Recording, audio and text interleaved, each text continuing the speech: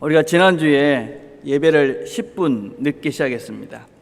왜냐하면 우리가 인터넷으로 예배를 생중계, 생방송을 하는데 이 생중계를 하는 그런 컴퓨터가 갑자기 업그레이드를 한다고 멈춘 것입니다. 예배 시작하기 5분 전에 김홍수 목사님이 저한테 와서 그 상황을 설명을 했습니다. 어떻게 할까요? 그래서 우리가 영상 예배를 드리는 분이 대부분인데 우리가 그분들을 좀 늦게 시작해야 되지 않겠느냐. 그래서 10분 늦게 시작했습니다. 그때 제 감정이 어땠을까요? 제가 순간적으로 이제 화가 좀 났습니다. 아니, 예배 준비를 좀 잘하지. 이런 마음이 들었습니다. 근데 기도하면서 이런 마음이 또 들기 시작했습니다. 아니, 방송실에서 누구도 이 상황을 알고 있거나 또 원하는 사람은 하나도 없다. 또 제일 지금 당황해하는 사람들이 그 사람들일 것인데 그런 마음이 들었고, 또 제가 이렇게 화가 나서 예배를 인도하면 아무런 잘못이 없는 성도님들 마음은 또 어떨까. 또 가장 중요한 것은 하나님께로 예배자로 서는데 이렇게 이런 마음을 가지고 서면 안 되지. 그래서 기도하면서 마음을 정리하고 예배를 시작해 갔습니다. 아마 우리 성도님들도 메시지를 받으시고 또 참석하신 분들 중에도 좀 늦게 하네, 뭐가 잘못되었는가 없네, 그래도 뭐 잘 시작했네 이러고 예배를 드렸을 것이라고 생각을 합니다. 이렇게 우리의 감정, 우리를 이렇게 화가 나게 하는 그런 외부적인 요인들이 이렇게 있습니다. 괜히 이렇게 화를 부추기는 그런 외적인 요소들이 있죠. 제가 이렇게 차를 타고 이렇게 나가면 몇 번 이렇게 화가 납니다. 아니, 이렇게 깜빡이 신호등을 안 켜고 차선을 바꾸시는 분들이 왜 그렇게 많은지 모르겠습니다. 저는 웬만하면 이렇게 깜빡이 켜면 다 양보를 해주는 편인데 그냥 안 하고 그냥 들어오는 겁니다. 깜짝깜짝 놀랍니다. 그러면 제가 화가 나죠. 아니, 왜 저렇게 운전을 하지? 또 어떤 뉴스를 보면 아니, 왜 저렇게 하지? 그러면서 우리 마음속에 화가 일어나기도 합니다. 그런데 그 상황이 된다고 해서 우리가 다 늘 화가 나느냐, 모두가 화가 나느냐, 또 그렇지는 않습니다. 여러분, 같은 상황이 일어난다고 해도 어떤 때는 화가 나기도 하고 안 나기도 합니다. 또 똑같은 상황에서도 어떤 사람은 화가 나고 어떤 사람은 화가 나지 않습니다. 왜냐하면 심리학에서는 이것을 우리의 분노, 화나는 것을 2차 감정이다 이렇게 이야기합니다. 화가 나는 근본은 사실은 다른 곳에 있다는 것입니다. 그래서 화는 1차적인 감정이 아니고 2차적인 감정이다 하는 것입니다. 그래서 분노의 빙산이다 하는 그림이 있습니다. 여러분, 이제 빙산이 있잖아요. 그래서 빙산이 보면 보여지는 것은 사실 조금인 것이죠. 그렇지만 그 안에 더 큰 무엇이 들어있는 것입니다. 이 화라는 것이 무엇이냐면 우리의 드러나는 그 작은 부분이라는 것이죠. 실제는 그 안에 더 많은 것이 있는 것입니다. 그 안에 어떤 것이 있는 것이냐? 두려움, 자존심, 염려, 근심, 시기심, 불안함, 스트레스, 이런 것들이 그 안에 이렇게 잠겨져 있는 것이 어떤 트리거, 뭔가 이렇게 자극을 받으면 그 순간 화라는 것으로, 분노라는 것으로 그것이 팍 튀어나온다는 것입니다. 여러분, 제가 운전을 하면서 그래 화가 나는 것은 그 안에 염려가 있고 걱정이 있는 것이, 두려움이 있는 것이죠. 사고가 나면 어떡할까, 이런 마음이 있는 것이죠. 그렇죠? 근데 늘 또 화가 나지도 않습니다. 어떤 때는 누가 팍 끼어들어도 그래 들었는가 없네 하고 넘어가는 것입니다.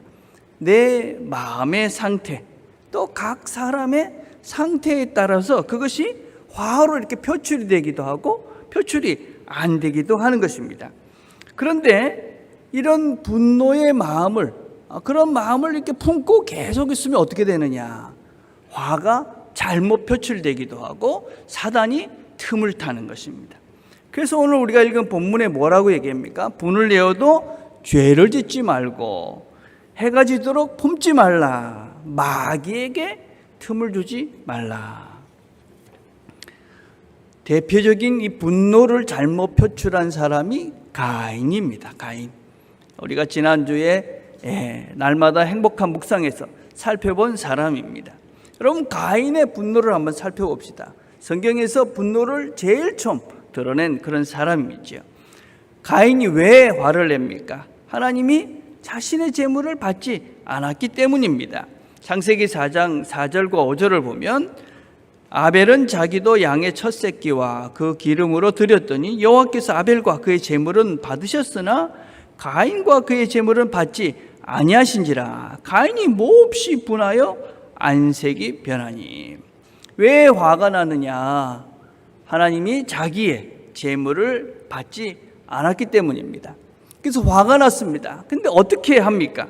화가 나서 4장 8절에 보니까 가인이 그의 아우 아벨에게 말하고 그들이 들에 있을 때에 가인이 그의 아우 아벨을 쳐 죽이느니라.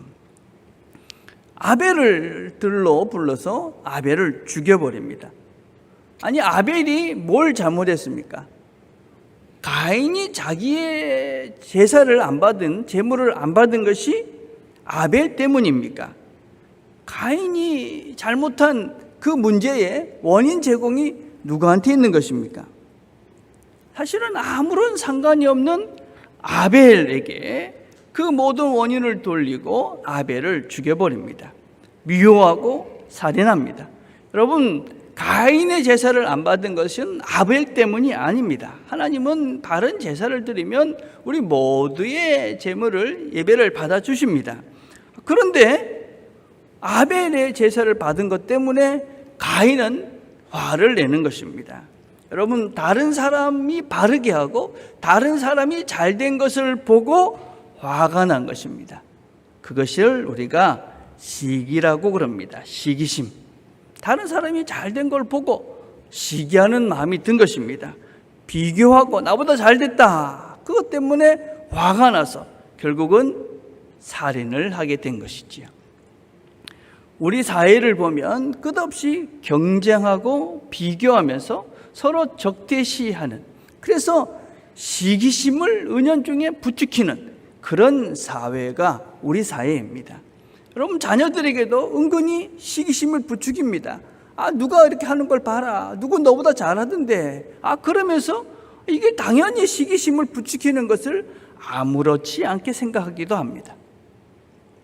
여러분, 근자에 많이 등장하는 말들이 소확행, 이런 말들입니다. 이건 작지만 행복한, 그런 확실한 행복, 그런 말입니다. 욜로라는 말도 있습니다. 욜로가 무슨 뜻이냐면 You only live once. 그러니까 네 인생은 한 번밖에 없는 것이다, 그런 것입니다. 그리고 가심비, 이런 말도 있어요. 자신의 만족하는, 마음에 만족하는데 돈을 쓴다. 왜 이런 말들이 나오느냐면 앞으로의 사회, 비교하고 다른 사람을 바라보아서는 그 인생이 불행해진다 하는 것을 우리에게 계속 이 세상에 똑바른 생각을 하시는 분들이 메시지를 던지고 있는 것입니다. 이 세상은 앞으로 더 경쟁과 시기와 질투와 이런 것들이 더 치열한 한 세계가 열릴 것입니다.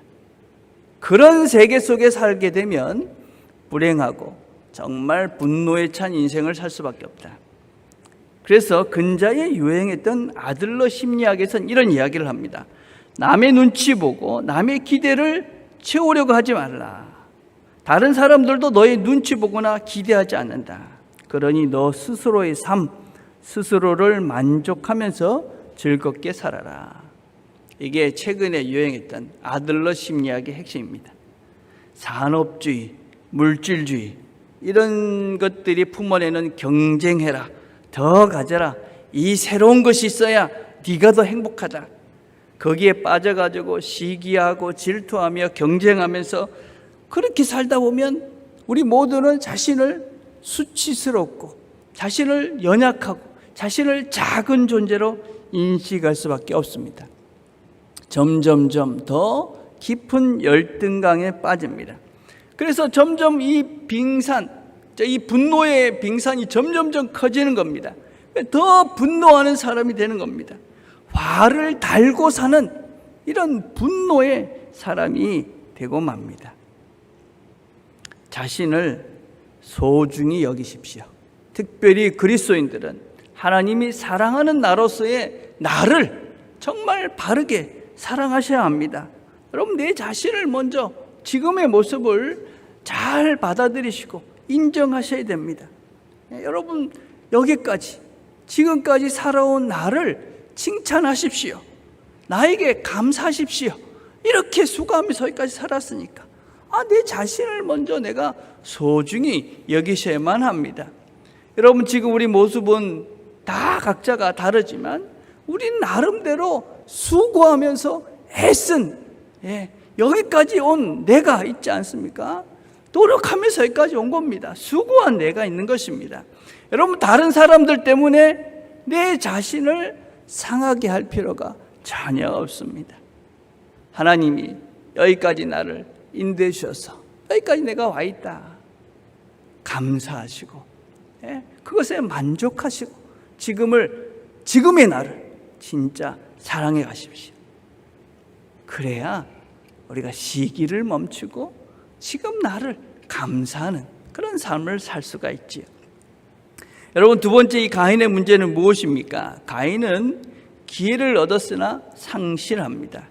4장 7절에 보니까 하나님께서 그렇게 화를 내고 있는 가인을 향해서 이렇게 말씀합니다.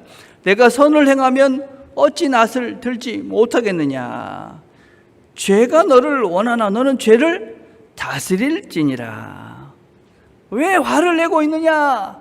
너 자신을 좀 잘 봐라. 그렇게 이제 하나님께서 말씀하신 것이죠.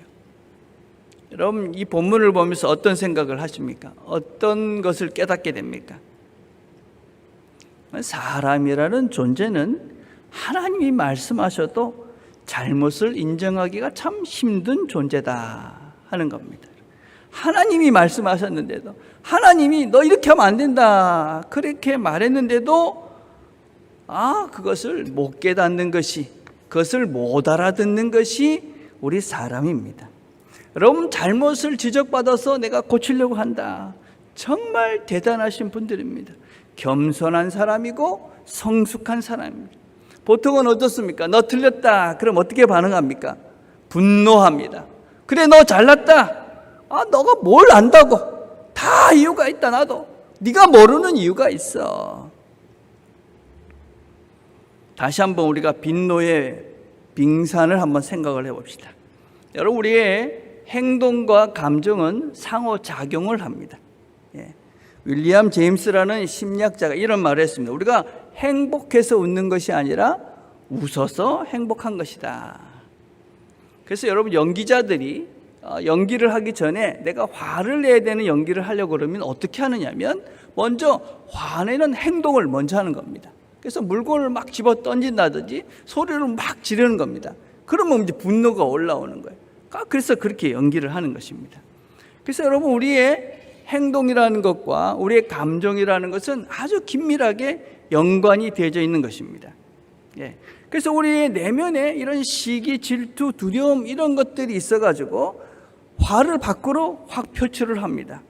그러면은 그 안에 있는 이 또 다른 나의 이 빙산, 그 분노의 빙산이 점점 더 커지게 되는 거죠. 그래서 점점 그런 분노를 하면 할수록 나는 더 화를 잘 내는 그런 사람이 되고 맙니다. 우리가 누군가가 나에게 잘못을 지적했을 때 내가 어떻게 반응하는가?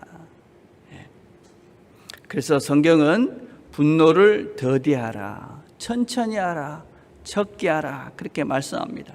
여러분, 잠언을 보시면 우리가 이 노하는 부분을 많이 언급합니다. 이렇게 말씀합니다. 노하기를 더디하는 자는 크게 명철하이도 마음이 조급한 자는 어리석음을 나타내느니라. 분노, 화를 적게 내는 사람이 지혜로운 사람이다. 분을 쉽게 내는 자는 다툼을 일으켜도 노하기를 더디하는 자는 시비를 그치게 하느니라. 분을 내면 싸울 수밖에 없잖아요. 그렇지만 분을 참는 자, 모든 그런 싸움들을 멈추게 한다. 노하기를 더디하는 자는 용사보다 낫고 자기 마음을 다스리는 자는 성을 빼앗는 자보다 나으니라. 진짜 능력이다. 이런 것들이죠. 노하기를 더디하는 것이 사람의 슬기요 허물을 용서하는 것이 자기의 영광이니라.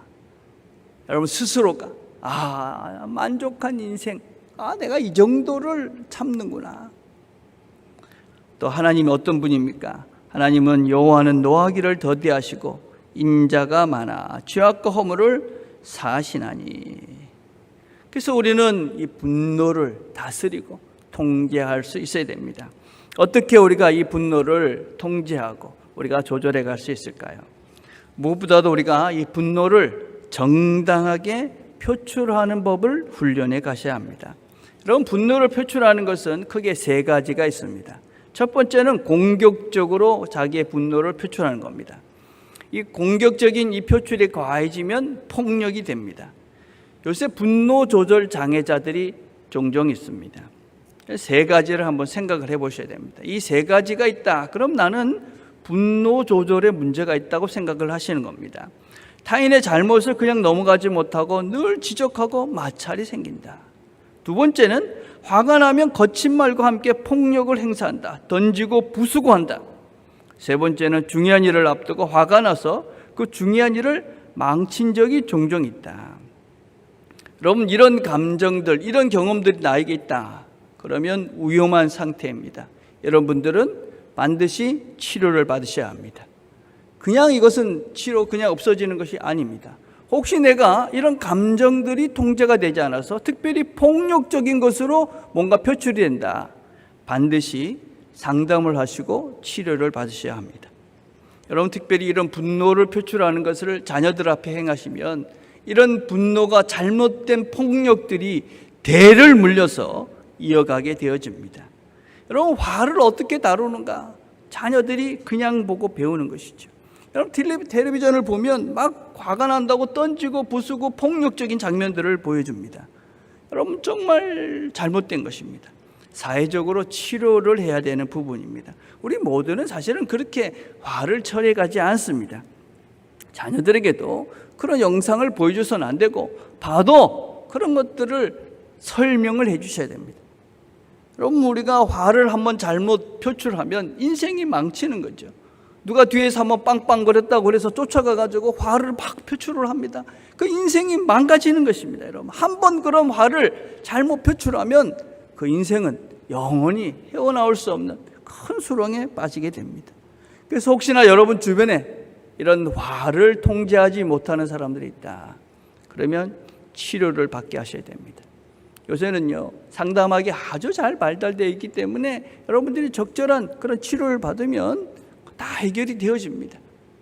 그래서 여러분, 그런 것들이 진정한 사랑입니다. 그래서 혹시라도 분노를 공격적으로 하고 폭력적으로 해서 분노 조절이 안 된다. 반드시 치료를 받으셔야만 합니다. 두 번째는 화를 수동적으로 내시는 분이 있습니다. 그냥 표시는 안 내지만 안으로 화를 내는 겁니다. 여러분, 그건 참는 것이 아니라 화를 자기에게 내고 있는 것입니다. 자기에게 계속 상처를 주는 것이죠. 여러분, 자기에게 계속 화를 내고 있는 거예요. 그렇지만 여러분, 참는 것은 한계가 있습니다. 그리고 그것은 어디인지 문제를 발생하게 합니다. 제일 처음에 어떤 현상이 나타납니까? 몸이 아프죠. 그죠? 몸이 아픕니다. 공연히 짜증이 납니다. 그리고 모든 원인을 자신에게 돌리면서 자책하고 자신을 더 망가지게 합니다.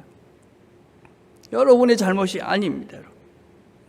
화가 난다. 여러분, 화가 나는 것도 큰 문제는 또 아닙니다. 여러분, 화가 난다는 것은 내 개인적인 삶에 문제가 생겼다 하는 것을 보여주는 겁니다.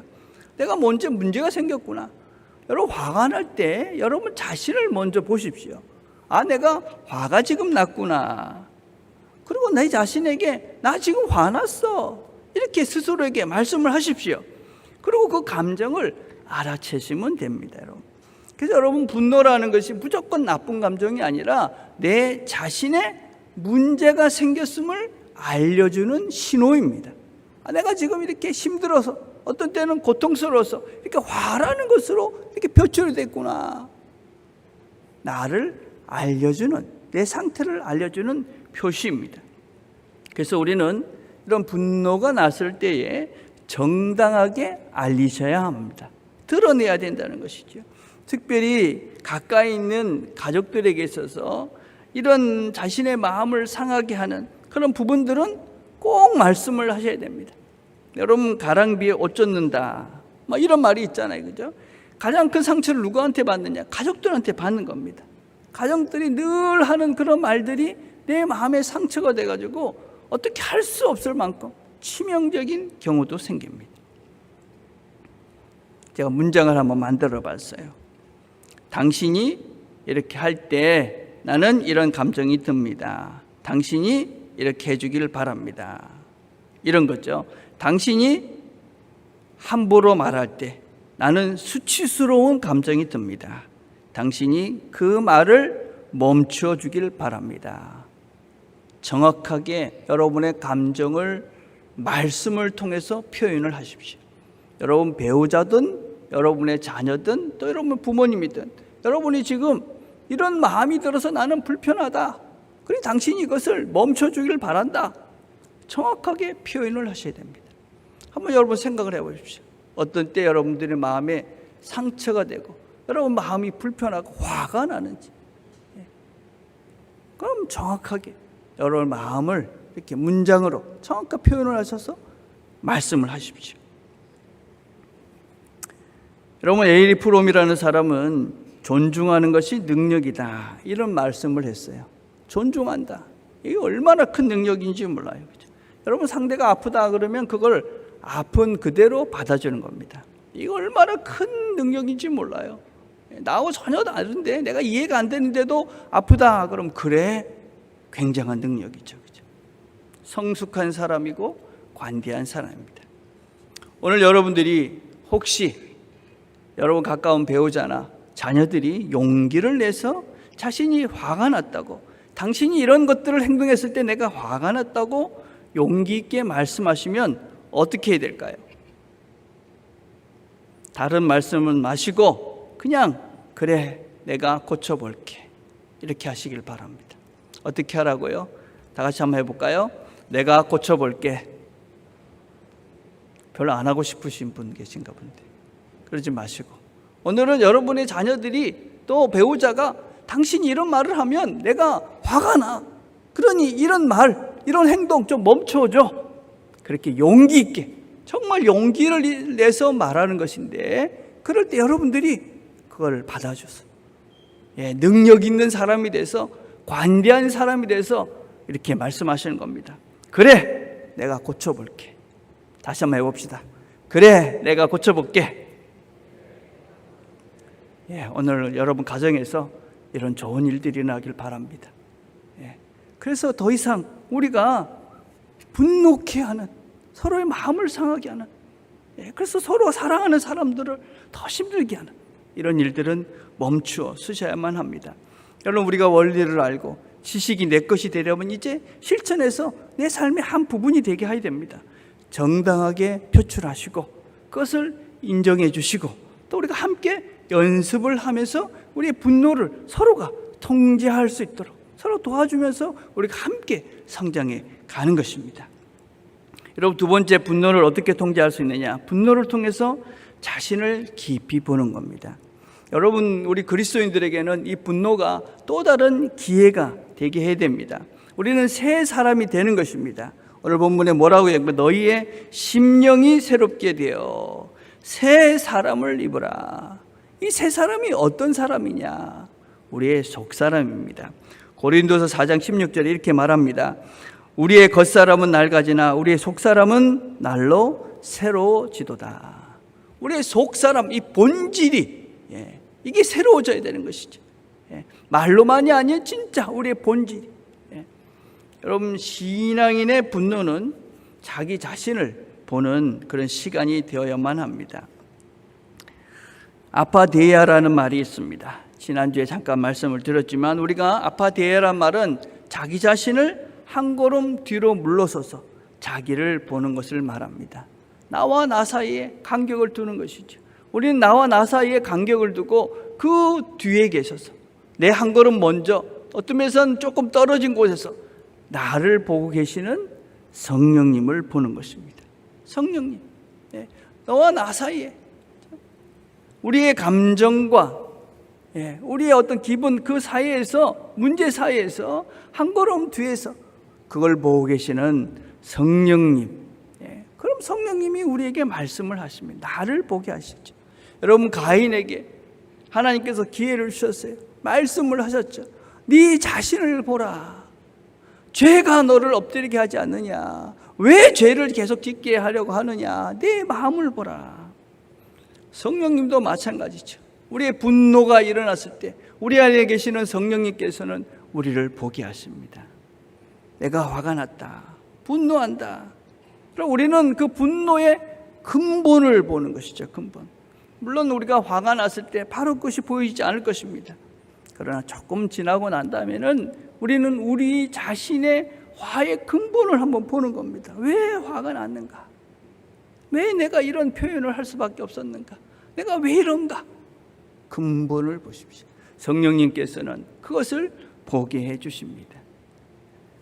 요즘 사람들은 자기 집 앞에 쓰레기가 보이면 몽둥이를 들고 나온다고 그럽니다. 여러분 무슨 말씀인지 아시겠어요? 예.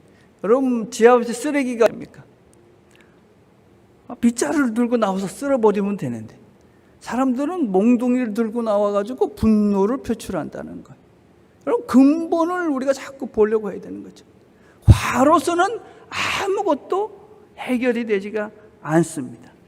근본, 화로 표출하려 하는 그 마음 근본에 뭐가 있는지 그거를 쓰레기 같은 어떤 면에서 사단이 주는 그 더러운 마음들을 성령 하나님께서 깨끗이 씻어버리도록 성령께서 보게 하시는 그 마음을 깊이 보는 연습들을 우리가 해가야 하는 것이죠.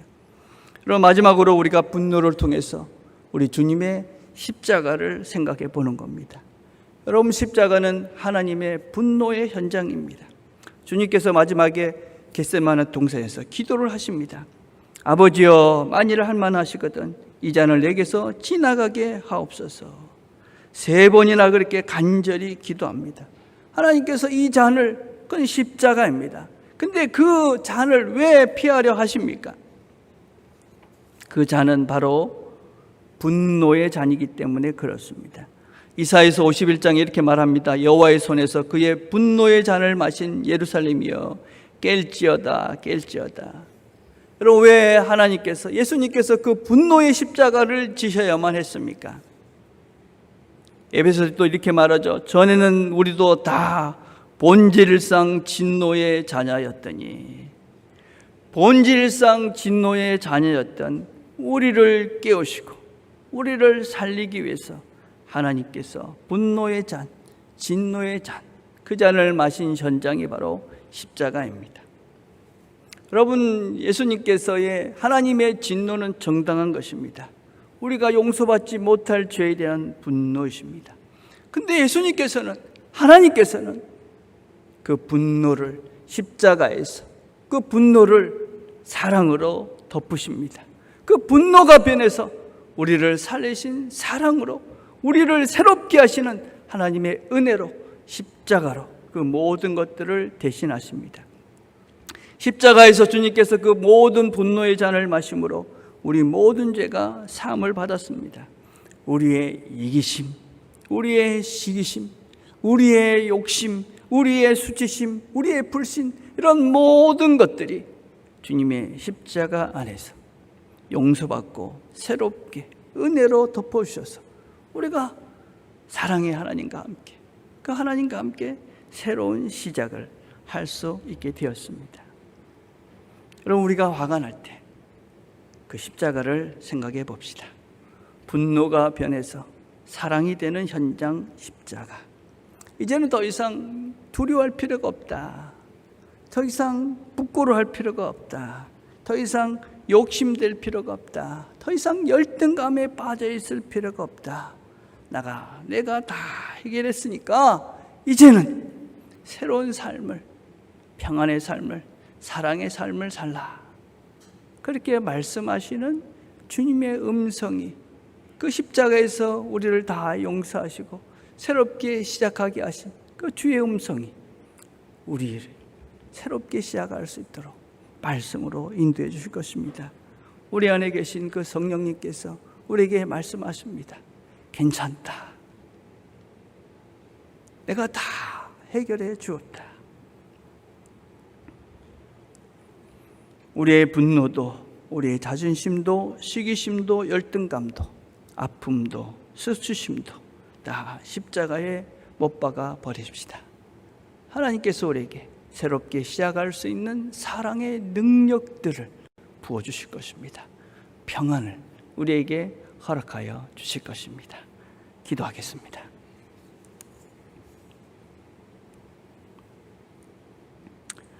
하나님 아버지, 이 시간 하나님 앞에 내 마음을 내려놓습니다.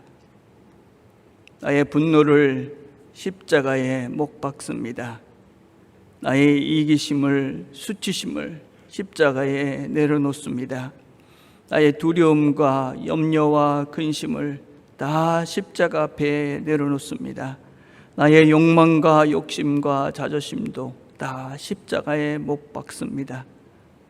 이미 주께서 우리에게 베풀어 주신 그 십자가의 능력으로 오늘도 우리의 마음을 새롭게 해 주셔서 내 마음속에 하나님의 평안으로, 하나님의 사랑으로 새롭게 충만하게 채워 주시옵소서. 이 한 주 저희들이 새롭게 시작합니다. 주의 능력으로, 성령 충만함으로, 분노가 아닌 사랑으로, 성령 충만한 기쁨의 삶, 감사의 삶, 평화의 삶을 살 수 있도록, 평안의 삶을 살 수 있도록 은혜를 내려 주시옵소서. 예수님의 이름으로 기도드립니다. 아멘.